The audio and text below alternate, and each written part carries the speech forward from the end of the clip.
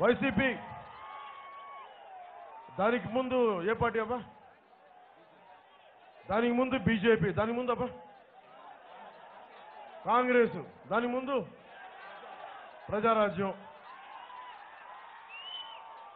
సరే, ఆయన ఎన్ని పార్టీలు మారారో నాకు అనవసరం, ఆయన రాజకీయ ఉనికి. నేను కోరేది వెల్లంపల్లి శ్రీనివాస్ గారు కానీ ఒకవేళ మీరు ఓటేసేటప్పుడు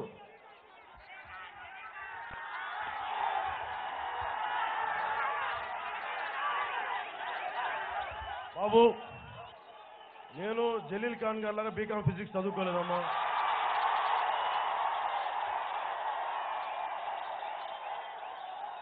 నేను 10th క్లాసు 32 మార్కులతో పాస్ అయ్యా. నాకు బీకామ్లో ఫిజిక్స్ ఉంటుందని తెలియదు, క్షమించండి ప్లీజ్.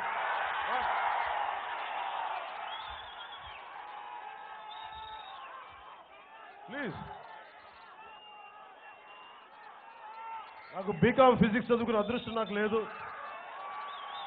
ఏదో 10th మా నాదెండ్ల మనోహర్ గారి నాన్నగారు నాదెండ్ల భాస్కర్ గారు దయతోటి 3 మార్కులు గ్రేస్ మార్కులతో మళ్ళీ 10th క్లాసు మ్యాథ్స్లో గట్టెక్కాం. అలా గట్టెక్కబట్టి ఈరోజు మేము ముందు వచ్చాం. ఆ లెక్కలు పాస్ అవడం వల్ల ఈ రోజున రాజకీయ లెక్కలు ఒక్కొక్కరిని లెక్క పెట్టడానికి వచ్చాం రాజకీయాల్లోకి మనం.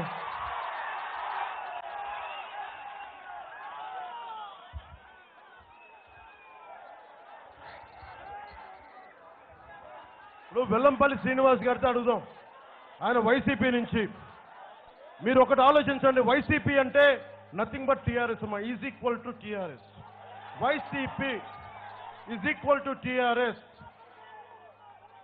Plus BJP. నాకు బీజేపీతో టీఆర్ఎస్ విభేదాలు ఏముంటాయి? వైసీపీ పిల్ల కాంగ్రెస్ కాదు, చాలా పేర్లు ఉంటాయి ఒక్కొక్క పార్టీకి. ఒకటే పార్టీకి వైసీపీ ఉంటుంది, మళ్ళీ అదే పార్టీకి టీఆర్ఎస్ అని ఉంటుంది. కోడికత్తి పార్టీయా? మీ ఇష్టం, మీరు ఎన్ని పేర్లు పెట్టుకోవాలంటే. నాకు తెలిసి కోడికత్తి పార్టీ కాదు, 1.5 ఇంచు కోడికత్తి పార్టీ అని.